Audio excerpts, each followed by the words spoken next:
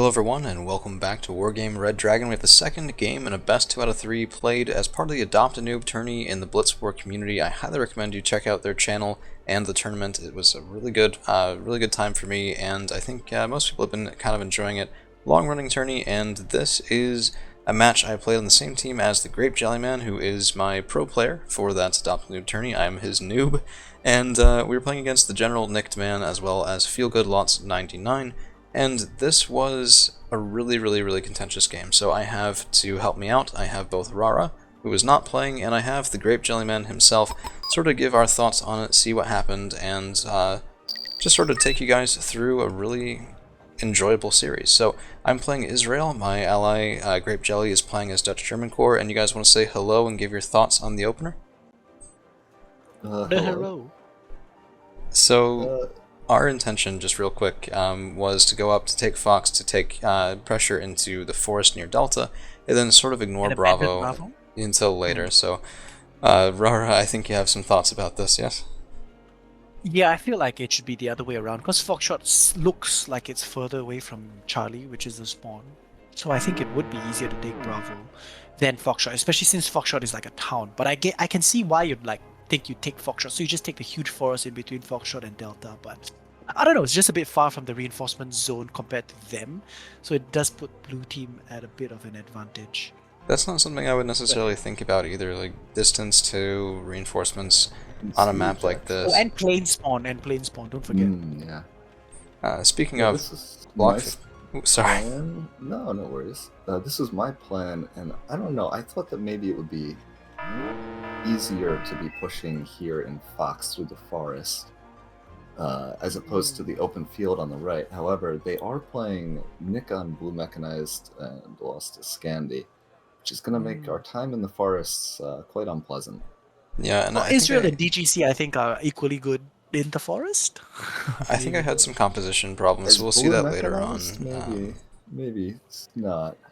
Yeah, I haven't been playing Israel for all that long, and despite liking some of their tools, it takes me a little bit to wrap my head around the style of play, because I first learned from Quicksilver, who is a notorious motorized player, and that still is what I'm most comfortable doing, but it really is hard to play. Like, Moto into a mech deck on this map would have been basically forfeiting the game before it began.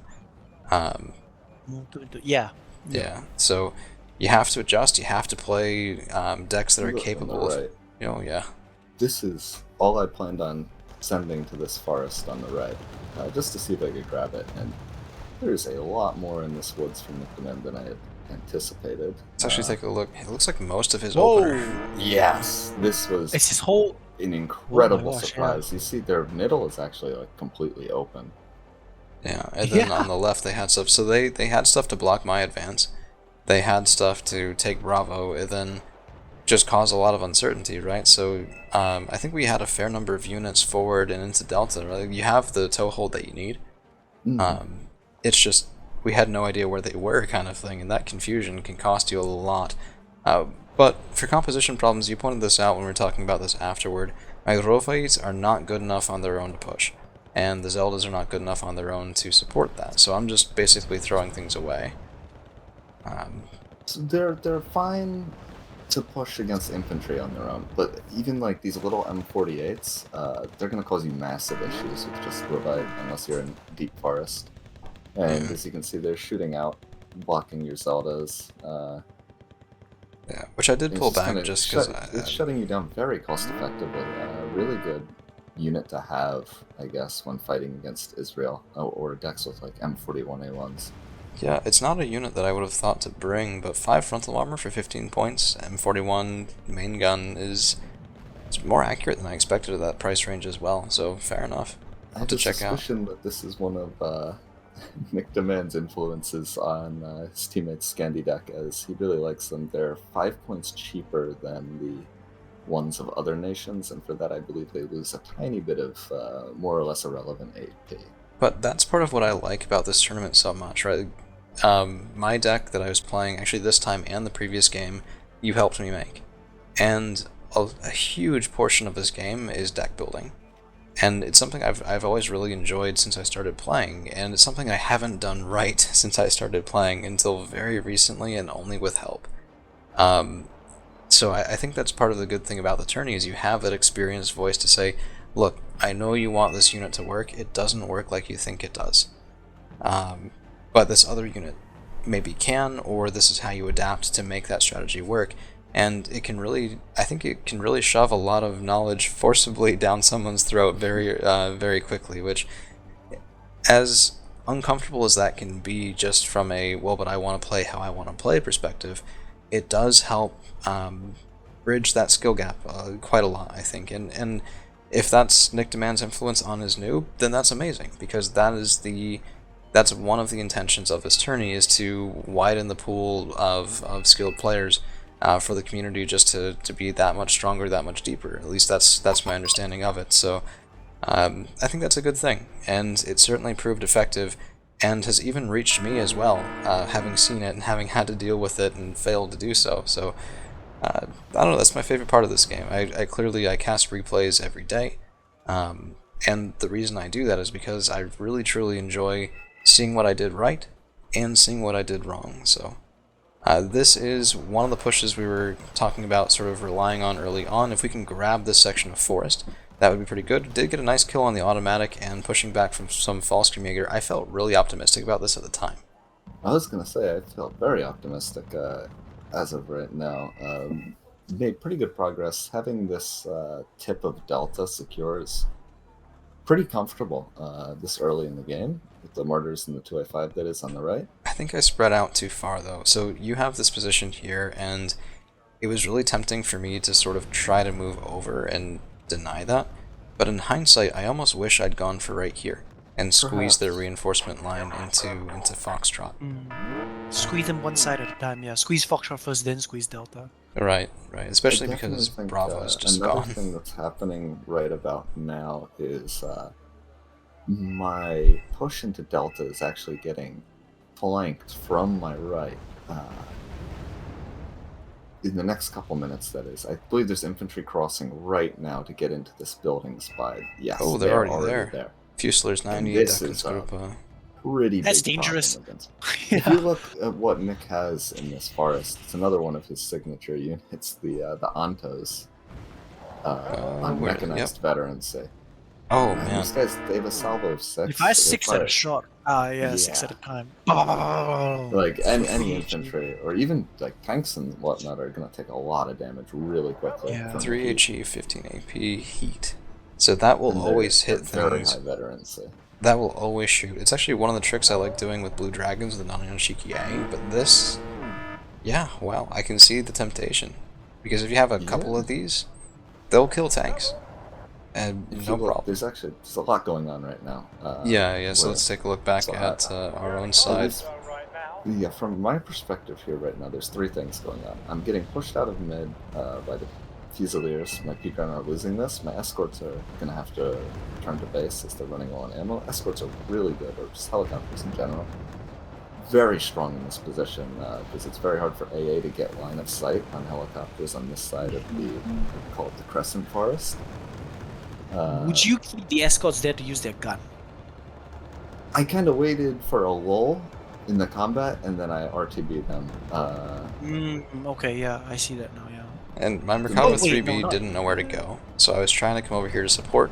I wanted to keep those Panzergren alive. I was losing my own Rovite, and this is what I said for earlier. I kind of wish I'd just come over here, because that's all there is right here. Yeah, maybe not a bad call. And the only thing you're gonna have difficulty dealing with the RBS 56. It's really strong in a position like that. Yeah, Probably won't spot it, but yeah. And the other thing I was worried about, we the had infantry shouldn't. no control over air basically at this point. Mm-hmm. And I just kept thinking, if I pop that Merkava 3B forward, it's just gonna get ATGM planed. We've already seen what, 4 very planes. possible. Right now, on the right side, there's, like I said, a lot going on. The commandos have actually hopped into Bravo. They just died. A double stack of commandos basically run and gunned through the town. Were beating the Stu Trooper before the helicopter killed them. Yeah. But yeah, double stack of commandos 90. They'll kill practically anything. At the same time, near This the is just Milan, gone. yeah, that push is there, and now Fusiliers, the ones that were in these buildings to the right of the Milan 2, have actually pushed past them There they are now by the mark. Oh, Oh, shit. All the Ow! way up to there. I wow. managed to In the save the ass. 2A5, but Yeah, that was a murder that's too compromised gone. this mid position, which is not good. Yeah, so I just want to see, out of curiosity, the amount of red versus the amount of blue, which is not in and of itself always indicative, but yeah, okay. I think we still have opportunity here just because Delta is still pretty thin for the blue 4 team, but it's one of those you gotta do it now or forever hold your peace sort of deals. Surely. And here we're saying, yeah, our answer to the air is going to be these KWSs. Yeah, some of the most cost-effective, I think, fighters in the game. Very So strong. one of the things that you have to watch out for is your number of missiles, right? So you're firing in against planes with good ECM. You cannot rely on hitting every single time, and these guys carry 3, which I think is the perfect number for it. So you can afford to miss one, double stack, you have 6 at your disposal, and you're not paying the full 170, 180 for some of the higher end fighters that carry 4. It's actually part of why I like the Blue Dragon's KF-16C so much, is for 130 points you get 6. They're a one-trick pony, but you get 6 missiles. It's just pretty great. Oh man, losing the The escort very there. next thing about the KWS is if you go head to head with a fighter, say one of those super expensive fighters like an S227 PU, when you go head to head with him, you're actually both going to get the same amount of missiles off in the head on. You get off 3 of these long range missiles if you just right click on each other. Mm. So it's almost like he's paying for more than he's going to use. Yeah, fair. So it And goes to you're waste. getting more than the ASFs that only get 2 of them. Something like the Yeah. Barak from Israel. Yeah, although It's a Brock those too. I think have 70% accuracy, which Yeah, they're different, but they won't. You're not getting 3 long-range missiles off, where So- you would be doing it if you had a 3rd. this is just a bit of a desperation thing. I'm trying again, same thing. Never a really great idea, but I really didn't know what else to do at this point. I do have a nice wrap on the left-hand side, but it's the wrong tools. I don't have recon here. The Merkava 2As don't have anything to allow them to shoot at full range, and I don't have ATGMs forward, so I should have probably scooched the Bedouin forward. I was getting distracted by trying to do this properly. There's a lot going on, and it's very micro-intensive gameplay in this forest. All this infantry micro when we're talking about these crescent pushes. Yeah, And if we look, there's not much margin for failure either. We're talking about updated Scandi infantry with MG3s and 15-man strength. yeah. Yeah. Commandos 90. Actually, Something if you just look, spotted 2 everything in Merkava function. 2As. 2 Ooh. Merkava 2As go down there to the Jaeger 90 on the resupply route. Yeah, yeah. And these guys were Damn. dropped from the very beginning. Yeah, very rough. Which that's a 180-point loss right there. So yeah. that's pretty Just to devastating. show that you get the value out of that Carl Gustav M3 a lot of the time. Yeah, and it's actually more than even just the 180 points because I had to call in something to deal with it, right? So that's even more that I don't have going forward. Think of the losses at the front. Those 2 Merkava 2As, you're going to lose more material on the front just because they're not there. Right, right. So it's just a compounding thing. It's part of what makes infiltration in this game so important and so important to defend against. And I thought that we had taken out a couple of helicopters over there early on with I the assumed it must Tefais. be coming for the base. Yeah, yeah. I mean that's the common choice, right? So we have That's Nadra, everywhere. we have Bedouins, Ramreki, but I guess maybe that was expected, or this was just sort of a This sensed is a great opportunity. spot because you can guarantee side shots like he did. Yeah. Where you come up this hill a little bit and just limit the line of sight so you only see side armor. Right, and if you go all the way here, you're going to be shooting in when they're approaching you, and that's going to go right onto their front armor. So, perfect positioning there. I almost wonder if that was another one of those try to get this to around here. Dude, Pings that's early on. definitely a very good position. Okay, so we get up, we get taken out by an automatic, I think, yeah, that's going to do it. And then my 3B is just pulling back, because I've lost all my chaff in front of it. I don't want to run this guy into Fusiliers 90, because I might kill the first group, I probably won't kill the second. And If you look this... at the attack marker, you're going to see just how brutal it is fighting against these mechanized infantry. Where I've got the Corps Mariner, I'm all bunched up, can't get out, and the Merkava 2As with their mechanized veterancy, they've got these grenade launchers. Yeah, man, that's just stunning everything, killing Absolutely everything. punishing. Fastest I've ever seen Corps Mariner die. They are just such Yeah, tremendous absolutely. infantry. Rovaid versus Deccan's Grupa. You know? The problem is going to be those Antos, though. As soon as I win the fight, I'm going to hop, and There's a lot of fire support, a lot of HA. Yeah, this forest is basically denied to us, has been the entire game since the opener. So I described this game recently to somebody. It's been a couple of days since we played it. It'll be a couple more before it goes up, more than likely. But I described this basically as Nick Demand taking our advances, picking them up, putting them into a dumpster, and then continuing on with his day. Because that's really what it felt like. I've never had that attack into the Crescent Forest repulsed that clearly several times. It was the R160s now. Just, oh man. Yeah, jeez. They're not even getting the kill either, so I guess you could argue. I believe no, they actually Leopard 2 CB escaped, but yeah, it's back here. Definitely killed some stuff. Yeah. An AA piece maybe. Not 100% sure. Could be. I think I had a vehicle up there. My 3B, by the way, almost out of fuel, so a bit of a lapse there. I need to replace these Rios with the what are they called? The 40-point. Oshkosh. Yeah, the Oshkosh, just because these guys don't carry enough. So going down to Revive? Yeah, man. 2 strength, another lower 160. Oh, backing into it. Nowhere to go. Yeah, really. I mean, you move forward and you get shot. You move back and you get clustered. Yeah. It's a lot of sadness right there. That's for sure. And I'm about to make another mistake here. So I was sort of thinking to myself, my one chance on this zone is to push in to get into the town and to move over, kill the CV, because we have 23 minutes left. We're up by not even 15 points. Well, no, okay, nearly 20 points, 18 points there. And if we could get a +1 tick for another couple minutes, I thought that could be a good thing. But I don't have smoke to block this off. My Shaitet are running across open ground into Falsgrimjägeri that are in the town here, and we get some good damage in. But my Merkava 2A is not in position to support. And it could have been a much better engagement than it was. The MG3 and the Falschenjäger coming in on them. Yeah, the Lichte MG3 is just a wonderfully amazing tertiary. Plus, Cheetah D is looking for a firearm position. Actually does swing and a miss there. But these Shaitet are functionally useless. They're panicked. They're down to 4 strength. It just, yeah, a little bit of a waste. And then I even lost the Merkava 2A there to some fire support from the Blue 4 team. So that happened. We've lost the other Merkava 2As I had moving up. This was sort of the time, I think in chat, I was sitting there going, is there a way out of this? And I don't think we were feeling very optimistic, very much unlike the first game yesterday, so it was a little rough.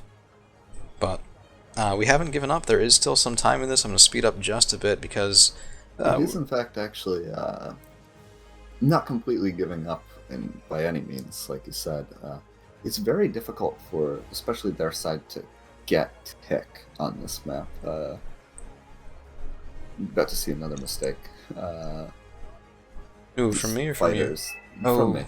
Yeah. These KWSs getting greedy, wanting to kill Fennec 20 mils while also microing in mid. Yeah, there's a shot, there's a stun. Especially because these are like a deterrent force, these KWSs. Especially after the last game, it's going, alright, we've invested 300 points into ASFs, and you're going to have to invest that much as well into the ASFs if you want to use your really strong plane tabs in Scandinavia and Blue General. Probably some of the strongest. Yeah. So that's really, really devastating. Down they both go, and then the 20mm was still alive and actually does clean up my Shaitet, which is actually brutal. Oh my god. Yeah, I thought I could get underneath them. I did not know they were that strong. Well, they're stationary, and he was pointed the right direction, so he didn't have to move at all to get those guns online. That's the time you usually would use to get a little bit of chip damage, because Shaitet can kill helicopters pretty quickly. Just not that quickly, apparently. Yeah. I think there's a little bit of a hill as well as a break in the forest at the road, which just lets it see a little bit farther than it might otherwise be able to do. Because it's not going through forest to get to here like it normally would be. As well as the hill, where you're lower. I don't know, elevation is very funky in this game. So we still do have a cap on Foxtrot, like Grape Jellyman did say. It's still, I mean, there's no tick right now. This would be a tie. No, this would be a win. Really? So it's 10% of the top team's score. Oh, okay. So we're looking at about 6, 7 points right here. Yeah. Narrow win, if we can hold it. Very low tick. Again, that's why on the last map, Mudfight, tick on that map is very important, much more important than people give it credit, just because it's very hard to get tick, so a little bit of tick can go a long way. So I'm doing the same thing here for the third time, and still ill-advised, but I was really, the reason I did this, I think, right when I did, is because of the R160s. That said to me that the Blue 4 team considers this safe, and there's nothing better, in my opinion, than shattering that illusion and exploiting the gap, because it usually means that you get a fair number of high-value kills behind it. Each one of those artillery pieces is 100 points. We're behind by a lot on the ground, but that's a nice way to start making up the difference if I could get to it. It's just that, yet again, we kind of get stuck here. So Merkava 2A's moving forward, 3B, nearly out of fuel again, and I could not get line of sight on this guy. So a little bit of the tail of that forest was making it a line of sight blocker, and it took that long to get in. So my Eye Sherman's doing some good work, and I don't know, it's just, there was too much here. We got a fair number of good kills there. I actually would say that's probably one of the few cost-effective moments I had at that point in time, at least up till now, because that's the automatic dead, I believe. Right? No, okay, that was another IFV, but those guys are not cheap, the STRFs. What, 20 points, 25 points? The 90-40s? Yeah, I believe so, 25. Yeah, so a couple of those kills do pay for the Rovite if I can get them back and out. And then, I think, so what was going through my head at the time, and you can tell me if this is crazy or if this had some inkling of a plan, was, alright, what if we can just get a couple inches more forward here and get a counter cap? Because that would give us a +2, that's, you know, 300 points per 10 minutes, 30 points a minute. The sun going down. Yeah, and this is definitely that attempt. Core Mariner, Panzergren 90, Stu Troopin, and they will kill Rovite, it's just...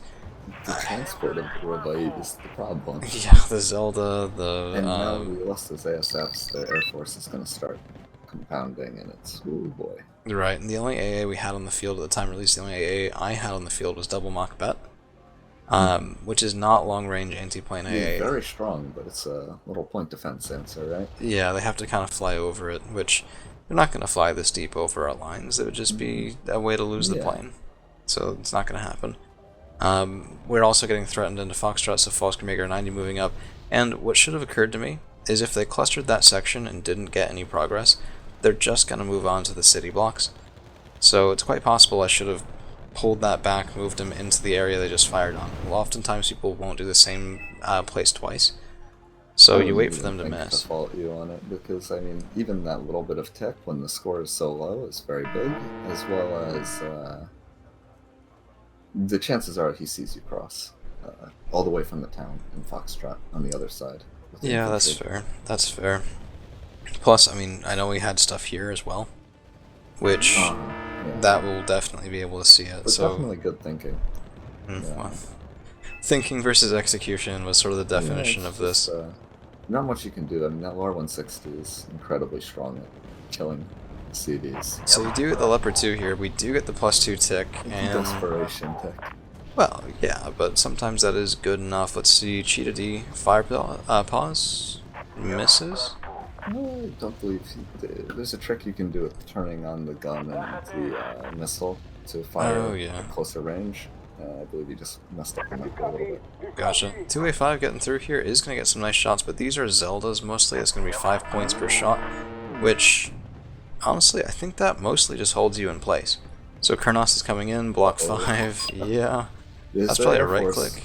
Yeah, most likely. Between the two of those, that's going to be a really sad 2A5. And he's dead, yeah. I think they even spotted the Leopard too, because he's shot, which I don't even know if that's... He's a frontline Leopard too. He kind of has to protect himself just a bit. Cheetah D coming in again. Getting +1 from this. It's right. Fox is gone. They did cluster, and I've lost that. Calling out another one. Auxiliary this time with infantry. Cluster can't kill infantry. Convoy from the right. Yeah, man. Which is funny because they've been there for the most of the game. Also, the Leopard 2CB actually dying to the autocannon, side-shotting the. Oh, that just hurts. Autocannon of a martyr, side-shotting it. Yeah. Yeah, I only wish we could roll back to the days where that thing had even more armor, because Martyr 2 is... Martyr 1. Ooh, Martyr 1A3? Yes. Wow. You don't see it too often. No, definitely not. It's another unit that I want to like, but with the Martyr 2 available, it sort of becomes a why would you pick it? And I guess availability Very would be one. situational. But yeah, I I mean, believe the only reason to run it is either you're playing mechanized, and more specifically, you're playing Blue 4 mechanized as opposed to a West German mechanized deck. Because as you said, the Martyr 2 is better situationally in, like, I don't know, probably like 95% of the situations. that's a lot of situational, but Yeah, oh yeah. it is also, it does lower your availability. It's very expensive. It's sort of like a tank cat. So if you call in two of them at 60 points, there are people use the base T72s for 40 points, and I think a single T72 would kill both the martyrs if it was at full range at the beginning of the engagement. Not really sure. Maybe. It'd be close. That's for sure. And I'd that, definitely say we'll trade cost effectively. yeah. Yeah, and that's not what you want. So you want those Martyr 2s shooting at soft targets, at range, getting the kills. At least that's my understanding of it. Hot Kioses do... Oh, man. Fire on position.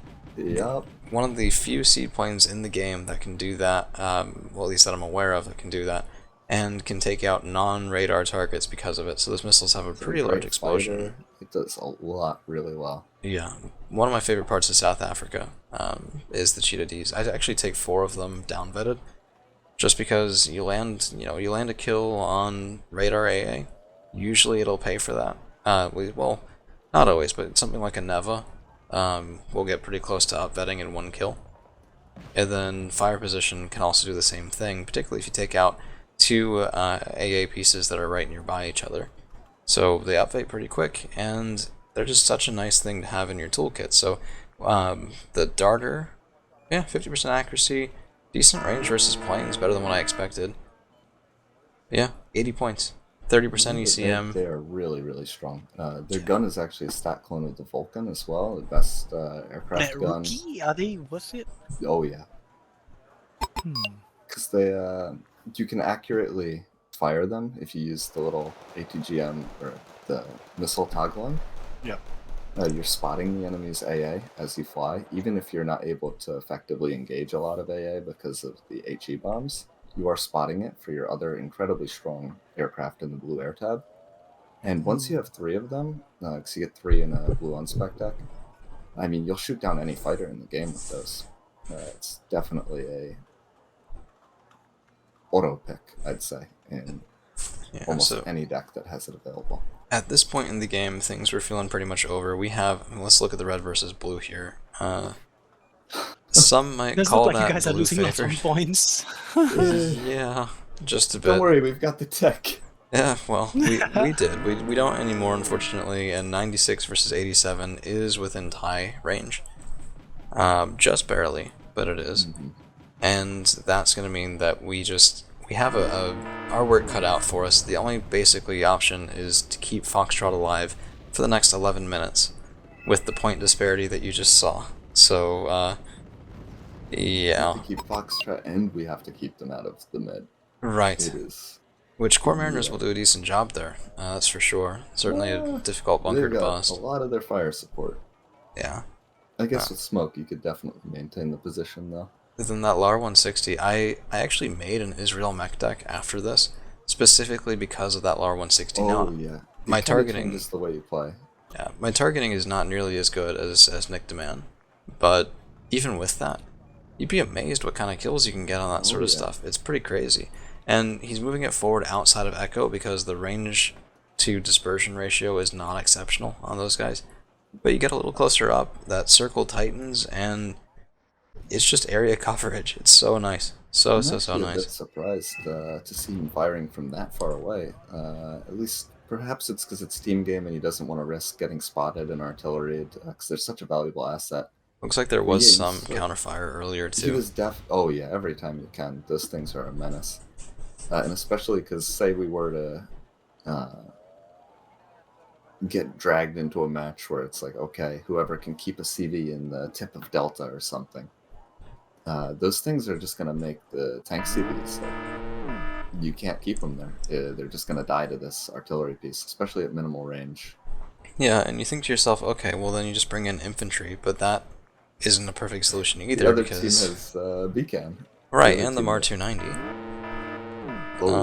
Which The MAR-290 will surprise the heck out of you. I hated it when I first used it because it only has 4 shots, but you get 2 of them. You get Like what, area 15 coverage. HE? Yeah, Yeah. it's the same as like a 500 kilo bomb, I believe. It's like an IDS. It's very Tornado nice. IDS. It's very, very nice.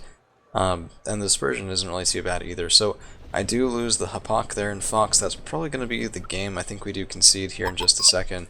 And the KD, well, it won't surprise you, but it was pretty rough. So 6,039 kills for Nick Demand's team. That is very rough. Wow. Very, very rough. 3,445 losses. As I said, they picked us up, they put us into a dumpster and walked away. So that is going to be a loss for us in the second game, best out of 3 with Nick Demand and his noob as part of the Blitzwar community, adopted noob tourney, and no really crazy standout units this game, but I was very happy with the 3B. So we got an automatic, we got a good presence there for a fairly long amount of time in that game, and also mock bets are usually going to get return on value. So a couple of Lynxes, Jaeger 90, Volscom Jaeger 90, kind of goofy. But that's going to be all we've got. Many thanks to my co-commentators, Mint Jellyman and Rara. We'll see you guys again. I think that they definitely outpicked us on the decks. Perhaps this is the best map, at least in the 1v1 pool, for 2v2 on 1v1, that is, that they could probably take a mech deck on, as well as the LAR 160 combo with the Mar, as well as the Beacon, making that big forest grind that we had to undertake, or chose to undertake. Definitely just going to be a massive problem, especially like Scandinavia grinds really, really well in the forest. There's 15-man meaty squads that are going to get repaired and sent back. Yeah, and in the hindsight, blue tab is just brutal. The blue mechanized tab. In hindsight, I definitely would have wanted to take Landjet Mech. Yeah, I think that definitely would have been a competitive option. And well, next time we play on that map, we'll have a lot to explore. Let's say for sure. It's a good map to practice on. We'll say that. Thank you guys for hanging around, and we'll see you again real soon.